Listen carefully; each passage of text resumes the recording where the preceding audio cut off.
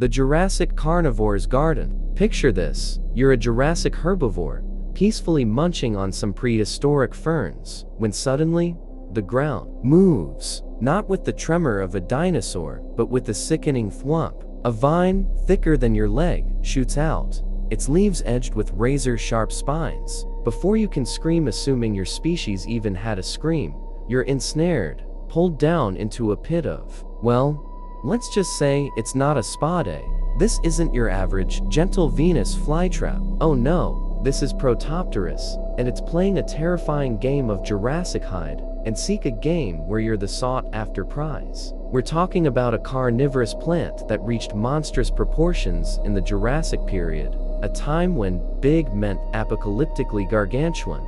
These weren't little, dainty things. We're talking about plants that could probably swallow a small dinosaur whole. And the leaves? Forget passive trapping. We're talking active predation. Imagine those vines, twitching like living things, reaching out with terrifying precision, guided by some primal, plant-based instinct that makes a Venus flytrap look like a dandelion puff. This wasn't a gentle death. This was a slow, agonizing, fleshy descent into a plant's hungry maw. The horror, friends, the sheer unadulterated, prehistoric horror. The thought alone sends shivers down my spine. And honestly, I'm starting to think I need a stronger cup of coffee. Or maybe a shrink. Nature's green stomach.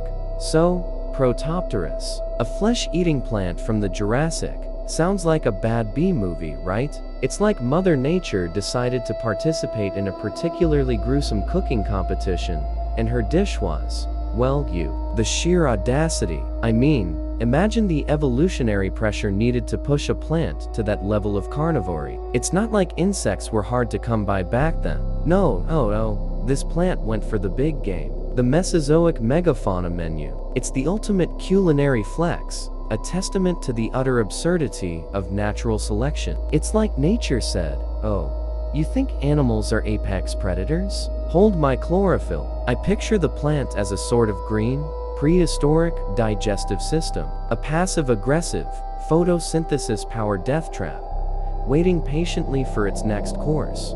And the worst part, it probably tasted like, well, I don't even want to think about it. Let's just say it wouldn't win any awards at a Jurassic Culinary Expo. The sheer absurdity of it all is just breathtaking. In a deeply unsettling way, of course.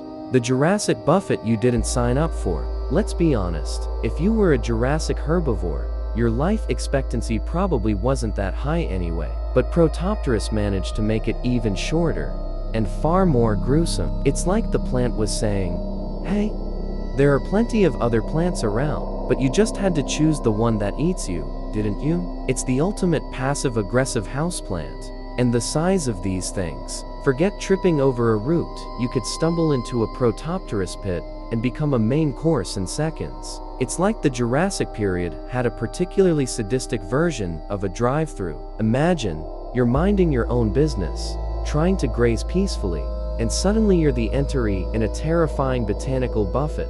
It's not just the carnivory that's horrifying, it's the sheer scale of it. It's a macabre testament to the power of evolutionary adaptation. These plants were so big, so efficient at hunting, that they've almost transcended the concept of a plant. They are sentient, hungry ecosystems. The digestive dance of doom. Now, the mechanisms behind Protopteris' gruesome dining habits that's where things get really interesting. We're talking about a symphony of enzymes, acids, and perhaps some sort of prehistoric, plant-based digestive goo that would curdle your blood faster than a vampire's gaze. Think of the sheer engineering marvel of it. These plants didn't just trap their prey, they actively digested it. We're talking about a process so efficient, so horrifyingly precise, that it makes modern-day carnivorous plants look like dainty little teacups. Imagine a biochemical cascade of enzymatic horror, a slow, agonizing, botanical breakdown. Their digestive fluids, I imagine, were probably something akin to battery acid mixed with concentrated regret. It was likely a process spanning days or weeks, with the unfortunate victim slowly being dissolved, their very essence contributing to the plant's growth.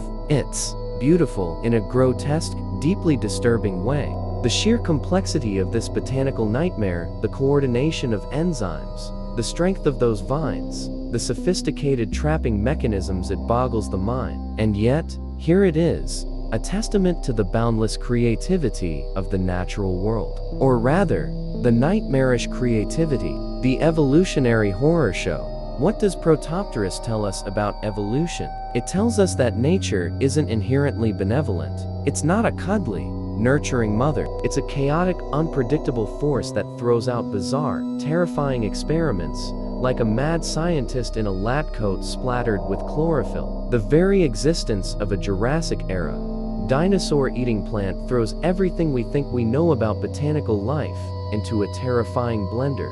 And it raises questions that keep me up at night, fueled by caffeine and a healthy dose of morbid curiosity. Why did this plant evolve? What selective pressures led to the development of this thing? Was there a lack of herbivores? Did the dinosaurs get too close? Did it just develop a taste for flesh? We might never know the precise reasons, and that's what makes it so utterly fascinating, terrifying, and profoundly unsettling. We are left with the image of Protopteris, a testament to nature's dark side, a gruesome reminder of evolution's capacity for both beauty and unparalleled horror. And that, my friends, is why I'm slightly terrified of houseplants.